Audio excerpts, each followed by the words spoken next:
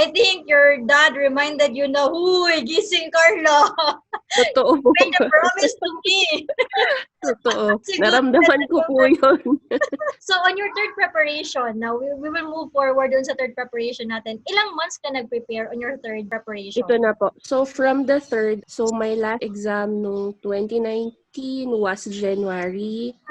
And then, nag-push ako ulit after a month. March, nag-start po ulit ako. So, this time, March, April, May, June, July, August, September, October, November. 9 months, Ma'am Rich. Ang ginawa ko po is, tinapos ko si Saunders na book. And then, after ko pong tinapos, nagkuha po ako ng U-World na good for 3 months. Tapos, sinimulan ko po yun nung natapos ko na yung Saunders.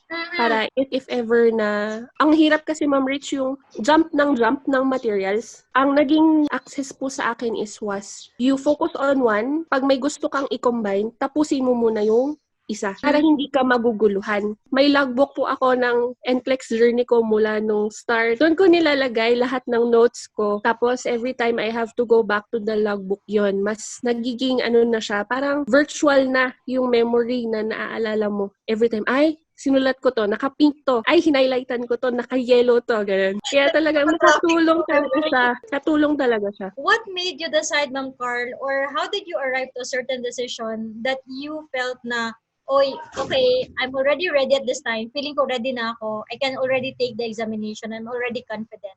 So, paano ka nag-arrive nung gano'n na decision? Actually, Ma'am Rich, nung nag-assessment ako, low percentile, Ma'am Rich, low.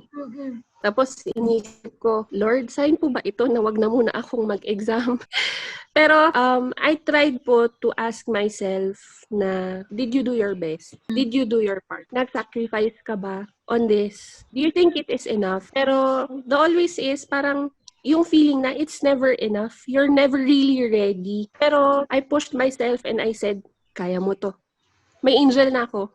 May backup na ako doon, Ma'am Rich. So, baka naman pwede pa pakibulong. Tulungan po ako this time. Ganun. Pero alam mo, Rich, there was one thing, Ma'am Rich, na natutunan ko in this journey, in this NCLEX, na kaya nasabi ko, Ma'am Rich, nakakayanin ko na. Because this time, Ma'am Rich, I did the NCLEX with God, not with myself alone. Kasi parang the 2 previous exams, I relied on myself. I relied sa kakayahan ko na, okay, nagpipray ka to guide you.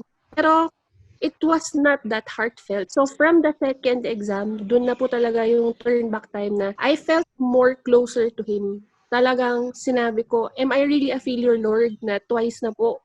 Hindi niyo pa rin po ako pinagbibigyan. Pero dun ko po na-realize na hindi lang kasi dapat ikaw. Dapat kasama mo siya. So, with Him, everything is possible. Talagang I think you have to draw yourself closer to Him. Kapag alam mo na ginawa mo naman na yung part mo, talagang He Himself will reward you. Hindi ka niya iiwan. Kaya nung Ma'am Rach, yung third exam ko, tinapos ko na naman, Ma'am Rach, yung buong 6 hours. Tinapos ko na naman yung buong items na 265. Pero Ma'am Rach, kasi it was different.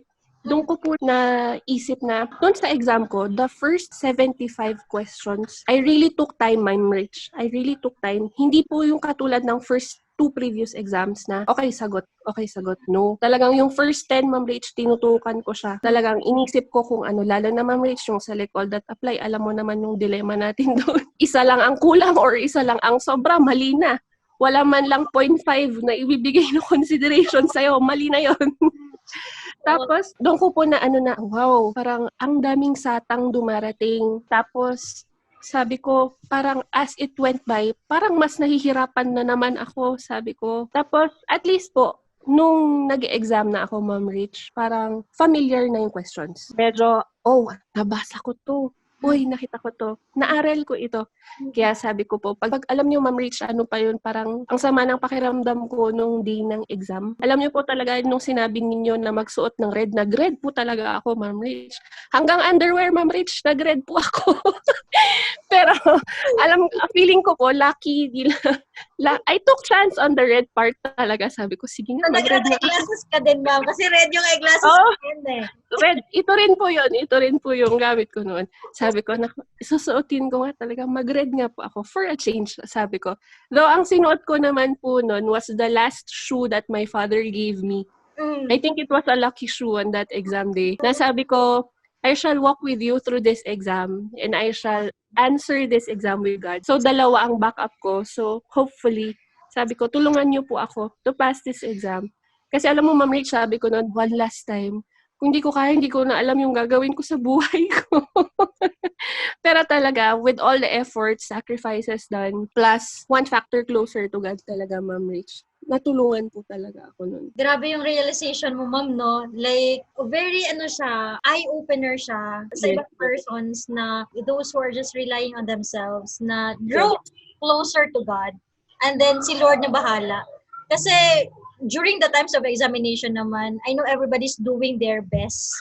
Lahat talaga kung anong pwedeng maibigay, binibigay. But it will make a difference kapag andun si Lord, kasabay mo, parang andun si Lord, gumagabay sa'yo. Like, He will be the one who will direct you. Bulong mo nga, Lord, and answer. Totoo, Ma'am Rich. Andun ako, Ma'am Rich, pag hindi ko na po alam yung sagot, nakadumog na po ako, Lord, please. Yung sagot po, please. Tapos, Ma'am Rich, talaga, inuubo ako noon. Puro uhog, Ma'am Rich, yung sleeves ko noon. Grabe, ang sama talaga ng pakiramdam ko, pero sabi ko, hindi, kakayanin ko to. Tapusin natin yung exam. Tapusin natin, sabi ko. And you made it on your third examination and you passed. So sa mga nanonood dyan na parang nawawala ng pag-asa, walang motivation, the story ni Ma'am Kharla, it's very motivational for you to know na kahit nawawalan ka ng pag-asa minsan, kahit maraming struggles yung nadadaanan natin, there will always be hope. And we just keep on being positive and rely to God yung plans natin because with God, everything can be possible. Indeed, it is. Kumusta yung naging experience mo, Ma'am Carl, with our staff? How was your processing? Ako, ma'am, IPAS has been a blessing since day one talaga sa akin. Kasi hindi po ako nahirapan. Yung hustle was never present doon sa journey ng processing ko. Kasi it was you guys na gumabay sa akin na who did all the hard work talaga. And I'm thankful for that kasi nakita ko po yung effort nyo. Tapos, every time, pag sinasabi nyo po yung dun sa result ng exam, the first and the second, never did I pass give up on me. So I said, why give up on myself if other people believe na kaya ko? So, that was one big part of it na hindi nyo ako sinukuan. That's why IPAS has been a very close family sa puso ko na hindi ko na malilimot. Kaya every time, if they ask me, uy, may alam ka bang processing agency for US? I always say, choose IPAS because IPAS is the best. Salamat, Ma'am Carl. And I'm very happy to know. And we are very proud na naging ganun yung processing natin. And it was hassle-free for you. And you are considering us as one of your family dito din sa journey mo. So we are very thankful for that, Ma'am Carl. So moving forward, nag-apply ka na ba sa recruitment agency, Ma'am Carl? Meron po akong nakabook for July. This month, Ma'am Rach, for an interview. Hopefully, Ma'am Rach. Kaya nung sabi mong may interview, ha? Sabi ko, ay, iba pala. Hopefully po, matapos yung interview by this month. I'm really looking forward to it. Kaya, Ma'am Rich, nag-start na din po ako sa IELTS na review. Yes.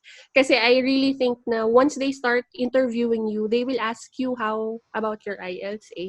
So, at least, ang sabi naman po nila, once na you passed your NCLEX board and your processing or your reviewing already for your IELTS, at least they know that you are going to look forward to taking the exam. So, ayun na, next step na natin will be your visa screen and then sa recruitment agency.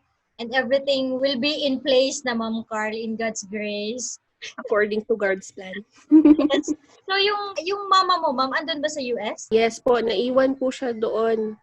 Kasi di ba, Ma'am Rach, doon kasi namatay si father. So, pumunta po kami doon to get him. Pero yun, nag-stay muna si mother doon. Tapos ako ang nag-uwi kay father dito.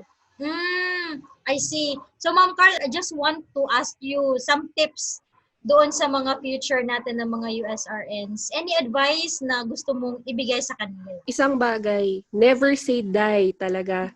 Anumang hirap, anumang struggle, anumang ibigay ni Lord in front of your plate, these things will make you stronger. Don't take this as things na will pull you down. I think it's a perception ng mind. So, dapat mag-mindset ka. Kung alam mo nang mahirap, you really have to strive harder. Tapos, wag mong iisipin na this defines who you are because this doesn't. Talagang, you really have to be strong in this, huwag niyo po siyang mamaliitin yung exam. Kasi hindi po talaga siya madali. So, you really have to focus, pay attention, and you really have to strive hard. Tapos, Ma'am Rach, yung mga materials, focus on one, or if you'll combine materials with others, make sure that these materials, yung hiyang sa'yo, they are good for you. Kasi dun sa journey ko, dun ko po napatunayan na with the right materials, yun talaga ang key para makapasa ka. The right materials and also the right strategy. Yes. Yes, right. And time management po talaga. Kasi I know na hindi madali yung, minsan others, Ma'am Rach, ang nakikita ko, nagre-resign sila from work just to focus na mag-review. So, it will really depend upon the person kung kaya po nilang pagsabayin ng lahat. Apparently, sa akin po, it worked na habang marami pong gawain sa buhay, nakapag-review naman po ako. So, kung iniisip po nila na hindi kaya, kaya po talaga. I think you are one of the best persons, Ma'am Carl, who can also give a tip to our mga NCLEX examinees na yung mga persons na unsuccessful on their first take or their second examination. Ano yung pwede mong masabi sa kanila, ma'am? How should they motivate themselves to still continue on this goal in spite of everything that they have gone through? So guys, laban lang. Stand up on your feet. Every time na makita mo na hindi mo na ipapasa yung exam, okay lang magpahinga, okay lang umiyak. It's very normal. Kasi talagang iba yung feeling na mararamdaman mo. Pero after that, you should rise up again.